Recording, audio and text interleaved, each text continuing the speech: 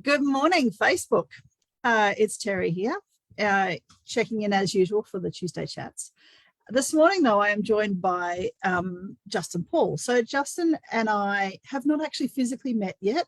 Justin is over in WA, so it's 8 a.m. here in Queensland and 6 a.m. over there, and he still looks as bright as a daisy. I don't quite know how you manage that, Justin. Because it helps if you're an early bird. Yeah, I'm really not. So Justin's business is Money and Time Machine. Time and Money Machine? Money and Time.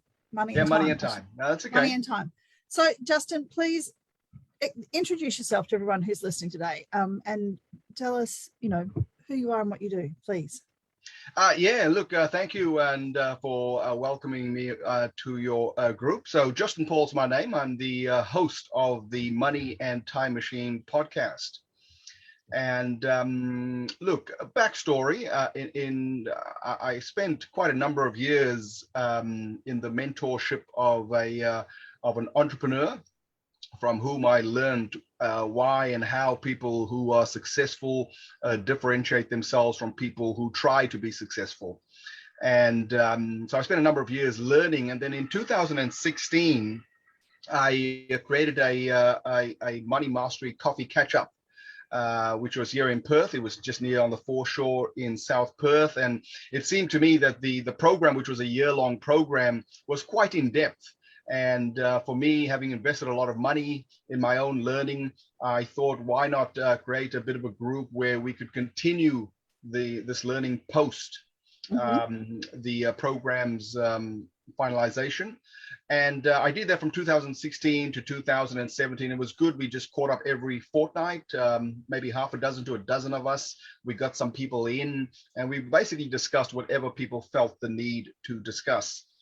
But then it dawned on me that there wasn't a great deal of leverage. It was really good for the cafe that we congregated in, because we spent all sorts of monies on coffees and cakes. Yep. But on a serious note, I thought, how could I leverage this? And so one of the things that was suggested to me in years and times past was, why don't you do a podcast?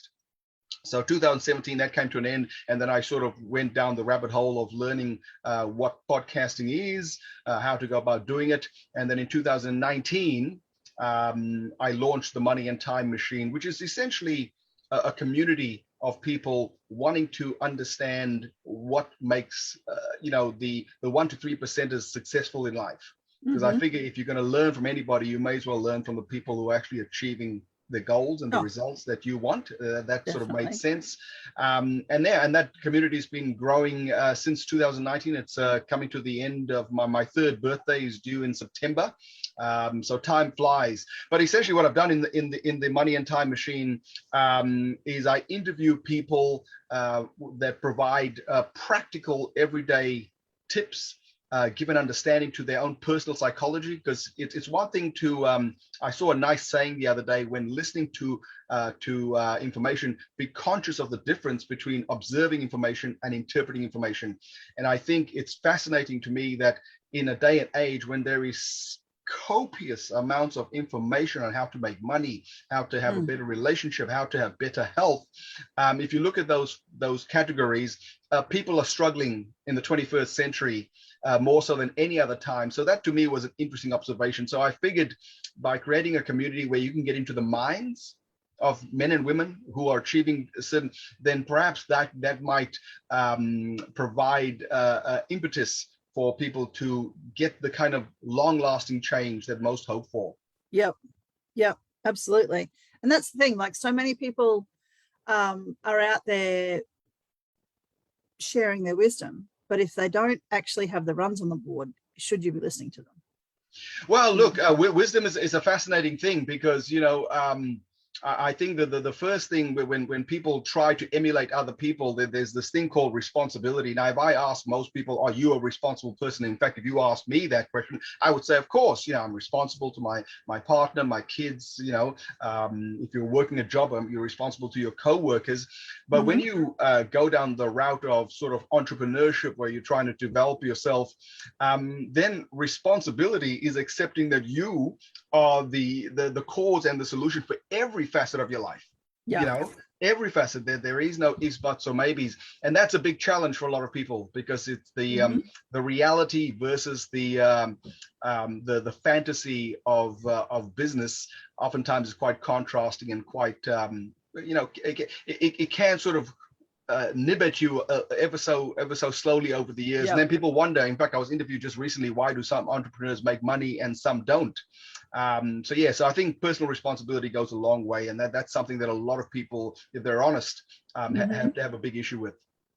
Absolutely, and that's the thing. It's whether or not people will be honest with themselves. That I'm guilty. This is not an indictment. I promise you. I don't teach anything that I myself haven't had issues with. So this is not. So don't feel as though if you're listening to this, hey, he's taking a dig at me. No. I don't ever teach anything that I personally haven't had personal issues and have had to overcome those dilemmas. Absolutely. Because there's a whole other conversation in that little topic alone, isn't there? I hear you. So just for those people who are watching the live at the moment, I'm going to be looking down over to the side here. I've actually got my phone set up, and there's people who are watching, but I have this set up so I can see comments as they pop up. So if you are watching, and I can see there's a couple who are, jump on and say hello. And I see that Laura Lee has said hello, and Laura Lee's actually my mom. So hello. Morning, Mom. So if anyone's got any questions, drop them in here. Mitch, who is my VA, will have shared this across into your personal profile, Justin, and to my page in my group. So if anyone sees that in there and wants to comment, although it's streaming all at the same time, come back to the original one on my profile, because that's the only one I can monitor to actually answer questions. So I can get questions from you across to Justin if you have any. And if nothing else, tell us where you are, because I don't know about you. Oh, hello, Mitch. Here in Toowoomba, it's freezing this morning. Well, I'm near Toowoomba, but it's so cold. We had rain last night, wind this morning. It's gone from being a really balmy spring day yesterday to, thinking that it's going to be winter again. Yeah. Anyway, so tell us what it's like where you are, because we just want to, it's all about, it's about chatting, but it's also about connecting, so that we can, you guys need to get to know each other. Justin, you need to know the people who are chatting here on here. So tell me something. It's one thing I didn't realize that you and I started our businesses in the same year. I was just a couple of months ahead of you in May. Yeah. Well, I actually interviewed you, for those who don't know. I've been on your podcast twice. I feel very fortunate. Yeah. You and I hang around in the same sort of circle, same sort of cohort. And I was intrigued by what you did, I think I liked your mission. I liked what you stood for, and I thought there were people that could learn something or take some value from what it is you were trying to do, and you've just gone from strength to strength. So glad to see. Yeah, thank you. Appreciate that. And it's one of the things that I think, in terms of the people who I have met who they are successful by society standards. One of the things I really have noticed a lot is that they kind of seem to be one end of the scale or the other in terms of fulfillment from what they have created. Yeah. For those people who have really consciously taken the steps that they, it sort of feeds every part of their life. And then those who are focused really on building the business, creating the life, doing all the things that society says that we should, but there's like this emptiness there. Yes. And that stuff breaks my heart, because we all have the capacity to create a life that is so fulfilling, as well as giving us the success that we choose on our own terms. Yes. Like that I can jump on my soapbox in a heartbeat. No. Look, I mean, it makes sense. I was interviewed just last week, and in answer to that question of that void is that a lot of people, there's an immense amount of change that's being imposed on us in this day and age. And but it's human nature. I talk a lot about in my podcast about this idea of change. Change is the only permanence that the universe has ever known. And we human beings have this innate desire to have security and comfort. Yeah. And while there's nothing wrong with that, that in itself is the cause for a lot of our mayhem, but we don't see it as such. So Mhm. this thing called the comfort zone, where and once again, this is not an indictment. There's nothing wrong. It's a human nature thing that we want to have security, peace, and comfort, but there's no growth in that. I heard someone say yesterday, oh, the good old days, and I just wish we could go back to the old times. But if you listen to people's language, now you and I know what they mean, Yeah. but that's the paradox, is that life is moving on and you're actually being left behind. And Mm. so what people like yourself are doing, and other people who are endeavoring to break the mold and go on their own hero or heroine's journey, is that you have to move away from comfort. And Mm. that's not an easy thing to do. And typically you would do it because you're at a point where there's a lot of discomfort in your life. You've been doing what you've been doing for a few years, a few decades, and you say enough's enough. But you then have to move into the fear zone. So you go from the comfort zone to the fear zone. And the fear zone, it's not a pleasant place, because it's naturally where you have to move away from what you always know. You move away from your familiars, but there's not a lot of confidence in that zone, because you're not been there before. You're Yeah. moving away from your familiars.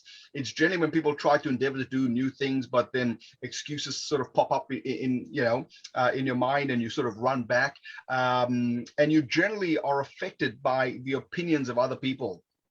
We might think I'm pretty strong, and I do things my way, until auntie or your best friend or mum Yeah. says something, and then you sort of, oh my God, is that what they really think of me? But there is another zone beyond that, which is the learning zone. This is where you have to spend enough time in acquiring new skills. You have to now endeavor to take on new experiences that are very uncomfortable. that's natural, and you have to deal with problems, and you just have to get comfortable being uncomfortable. But beyond that, there's the growth zone. This is where you find purpose, like you alluded to. You feel that emptiness, because too often I think people chase this idea of success, but it's someone else's version of success. You've never Mhm. thought about what success means to you. I know people who make millions of dollars and live in suburbia, couldn't Mhm. give a tip in his toss about the secondhand car they've got. Mhm. They go caravanning. You wouldn't know that they were wealthy if you bumped into them. So these are people that have defined what success means to them in their own right. Now, I'm not saying there's anything wrong with buying expensive cars and luxury homes and all that stuff, Mm. but you'll find that that's typically a lot of propaganda that's shoved down your throat. So if you don't own a 32 garage mansion, if your wife doesn't look like a hot model, or your husband doesn't look like I don't know, a hot male model, if your kids don't go to the best schools, if you're not in the A list, then you haven't made it. So if you identify with someone else's dream, then no amount of chasing and acquiring will ever give you that peace until you define it for yourself. Yeah, absolutely. Absolutely. And that's the thing, like there's so few people will actually define that, will actually choose what their own personal level of success is. One of the things I often talk about is many people will spend more time planning a holiday or planning a wedding than they will in planning their life. And a part of the planning your life is about defining what success is for you and looking at what it is that you're actually creating, not just chasing down, the next, adding another digit to the turnover of your business and those sorts of things that so many Yeah. people.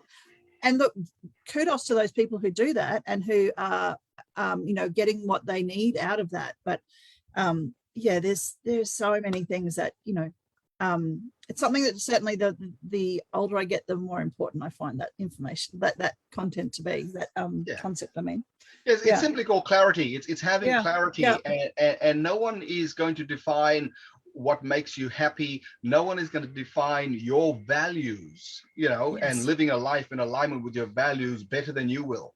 And mm-hmm. so it's time to stop looking at what the marketeers and the proper propagandization out there of what you should be doing. If you're a male who's 30, if you're a woman who's 40, there's always someone defining you for you. And it's time to say, hey, thank you very much for jumping the lake. This is my life. I know what's important to me. I know you do in your 10,000 dreams. You do a lot of workshops on goal setting and visualization and dream boards. So take the time. Like you said, people spend more time planning their holiday than they ever do sitting down and saying, what do I want out of my life? Yeah, Yeah, absolutely. Tell me something. What is it of all the stuff that you're doing within your business? What is it you like the most? Look, my cognitive driver. So, it took me, if we talk about clarity, it took Mhm. me many years to find my cognitive driver. Now, when I talk about cognitive drivers, all of us have a certain cognitive preference for how we interpret information and Mhm. how we make decisions based on that.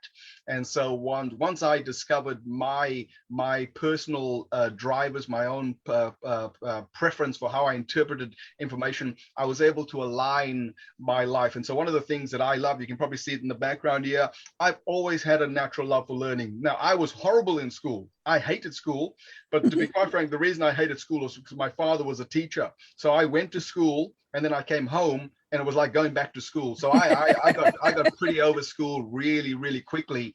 But also I'm a very intuitive person.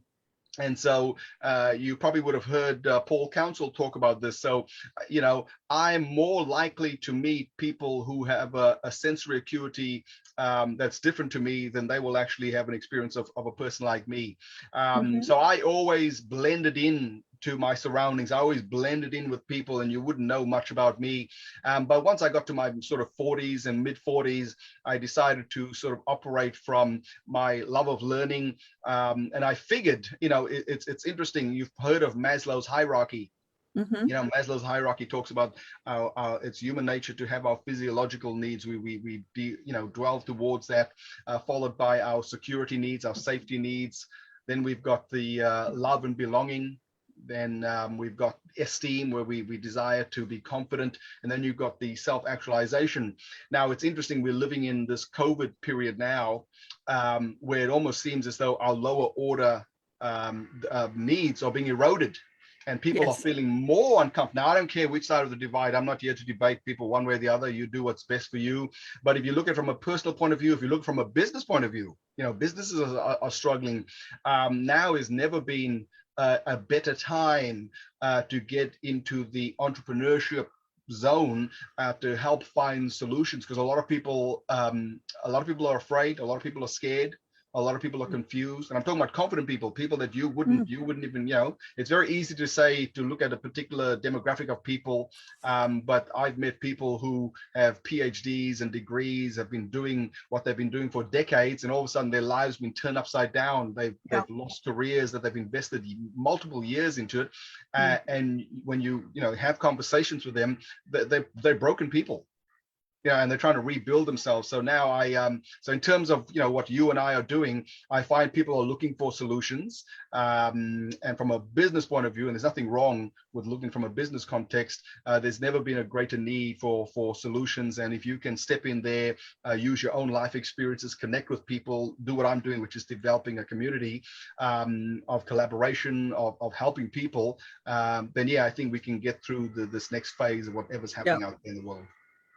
It's certainly an interesting journey, isn't it? It is. It is. So tell me, of all the things, so we've gone through the stuff that you like. What is it that you don't particularly enjoy about what you're doing with your business at the moment? I don't like the growth part. If I'm honest, I don't like the growth part. I don't like, we are living in a time now where there's so much in the way of opportunities. And what people don't realize, I did an interview where I talked about Mihaly Csikszentmihalyi. For those of you who don't know, he's the author of Flow.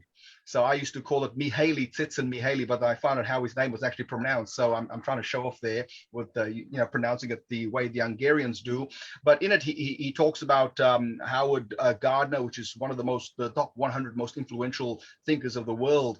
And Michael Gardner talks about, or Howard Gardner talks about unimaginable opportunities that our parents could never have imagined, and for some of us in our current day probably can't even imagine. So for me, it's I'm realizing that I've built the money and time machine on 4 pillars. One is understanding risk, understanding debt, finding alternative ways of making money, but the fourth one is skills.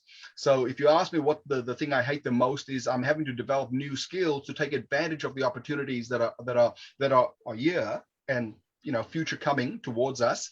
Yes. And that involves growth. So that means I have to put myself in position that I may not necessarily like, but I need those skills. And so I just have to get over my SHIT, whatever I'm going through, and stay in that zone of comfortableness until I get more comfortable. So yeah, that's the one thing I hate the most, is the growth factor, but I know it's important, so I can't steep away from it. Yeah, they reckon if you're not like on a smaller scale, I guess, if you don't have butterflies in your tummy every day, you're not growing. Very, very, very, very true. And you know, Chase it. and so someone said this to me last week, and I've heard it so many times, but it's funny how when someone says it to you at a time when it's actually needed, which is to, you know, to suggest that whatever uncomfortable feelings you have, it's human nature. It's the ego wants to put it under the mat, sweep it under the mat. But those uncomfortable feelings are actually parts of you that are yearning for recognition. They are yearning to be heard.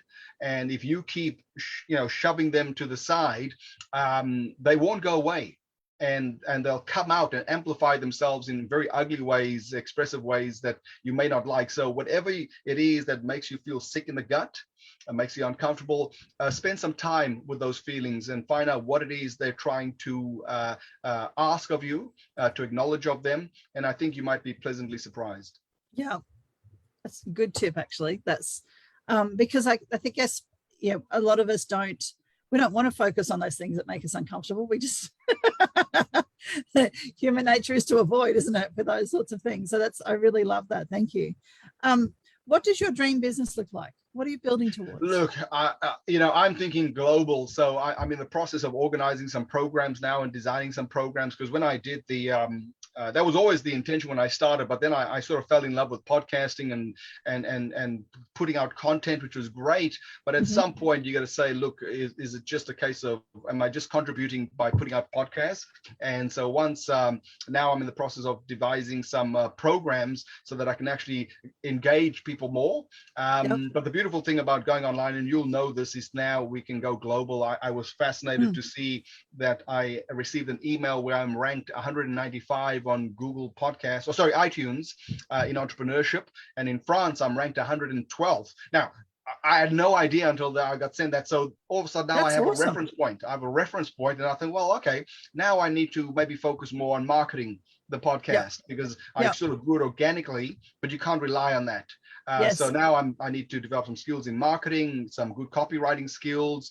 I'm taking the flip to YouTube. So, you know, podcasting is great because you can hide behind a scene. No one ever sees you apart from, I'm doing a live interview now, so it's a bit different.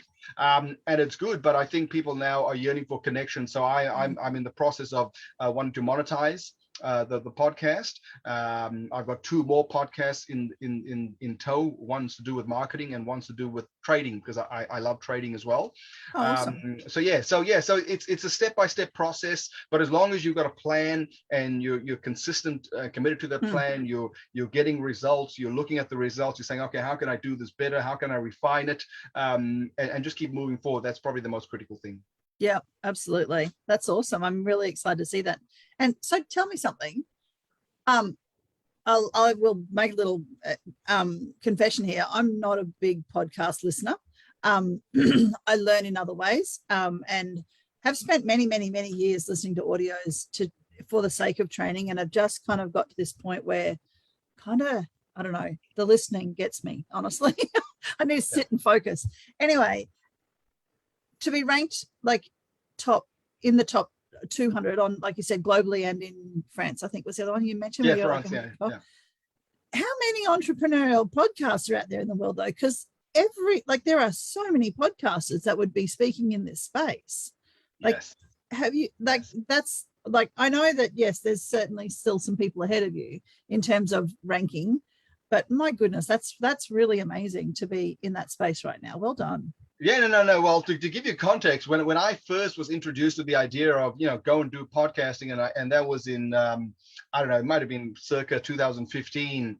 I had never heard of podcasting, wouldn't know what it was if you held a gun to my head, and then I went and did a bit of research, and I discovered that at the time, there were about 800,000 podcasts worldwide.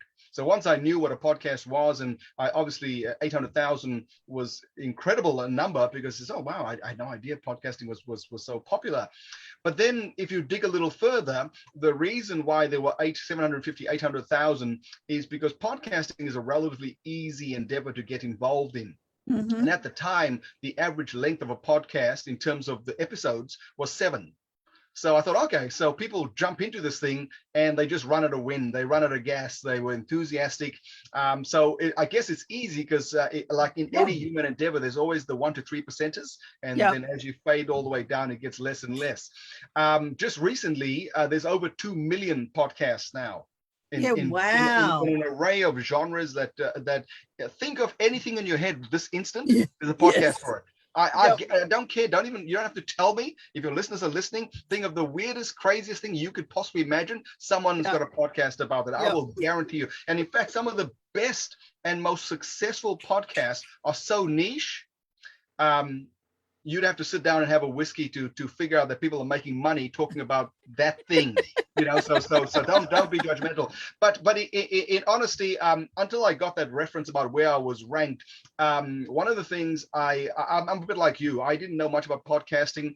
I listened to maybe a handful of podcasts myself, but one of the things you don't ever want to get into is comparison. Because when you look at who are the best in the world, it's easy if you are a celebrity and you got 5 million people following you. So you do a podcast and voila, it's the best ranking podcast in the world. Great.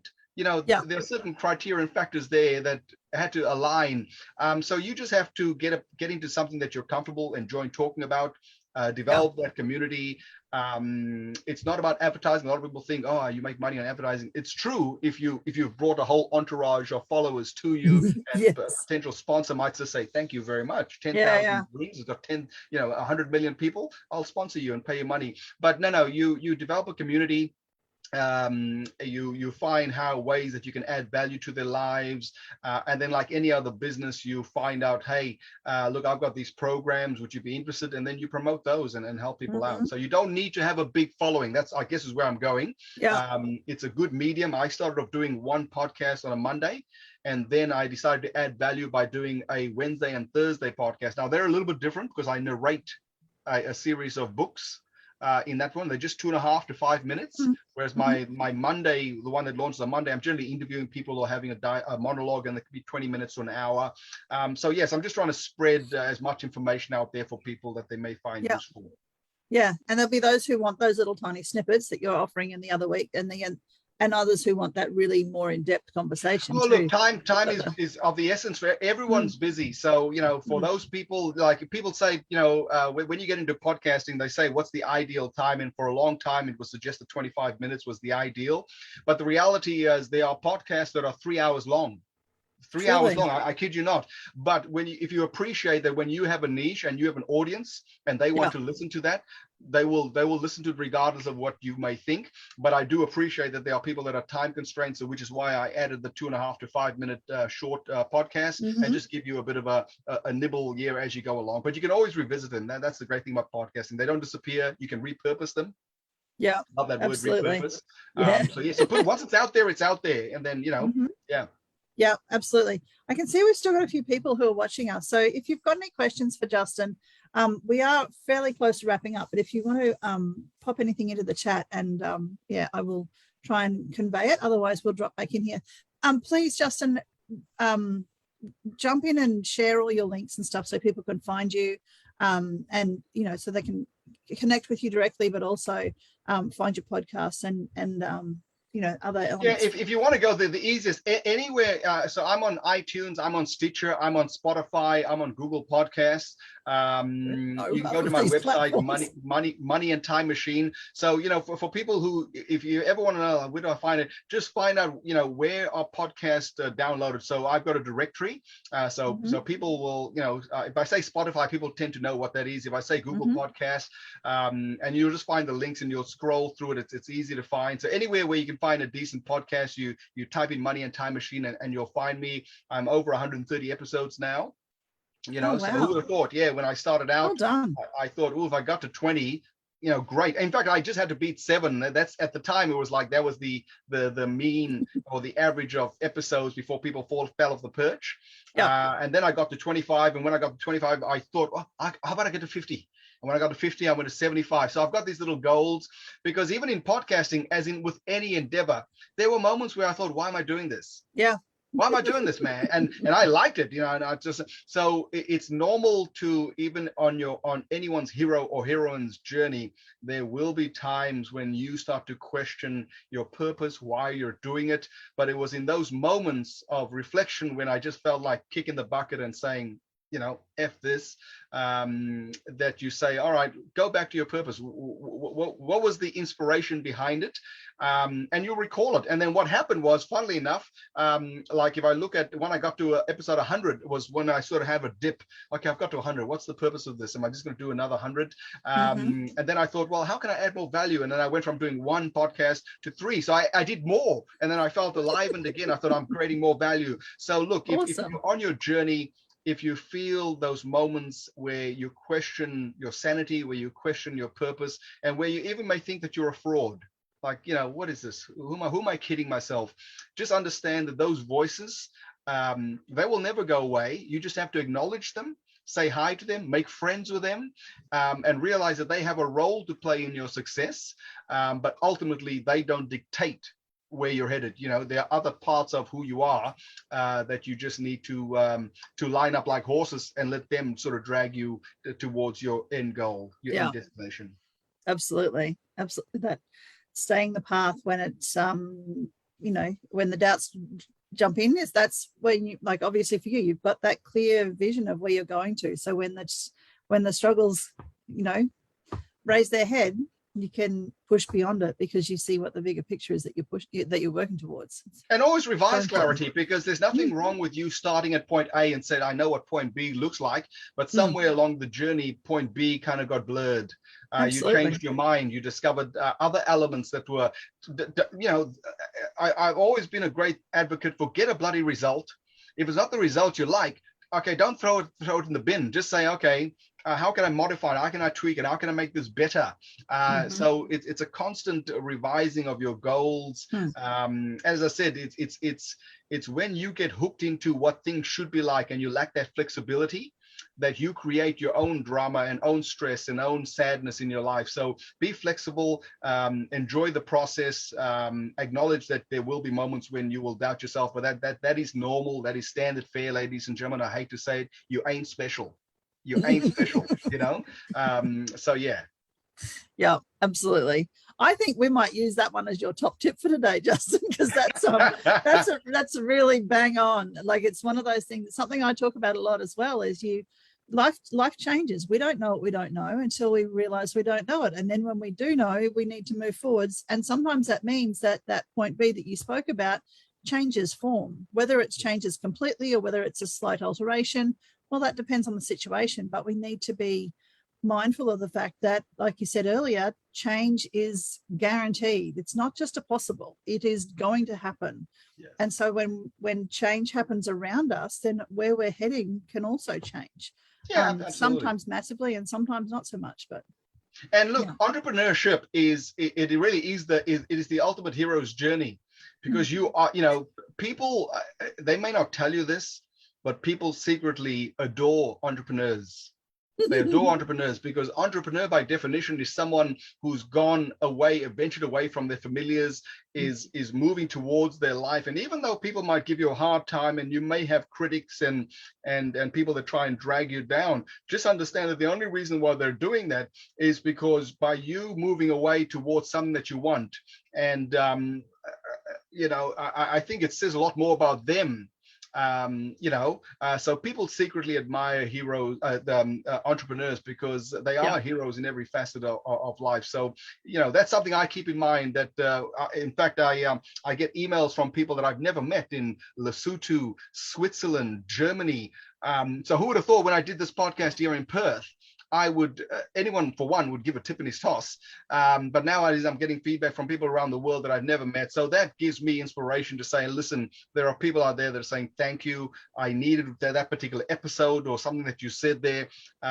So yeah, so, just remember, when you want to give up on yourself, you're also potentially giving up on other people. So that's what actually drives me. Absolutely. And even whether it's like, obviously with your reach with the podcast, it's massive, like you're getting out to so many people.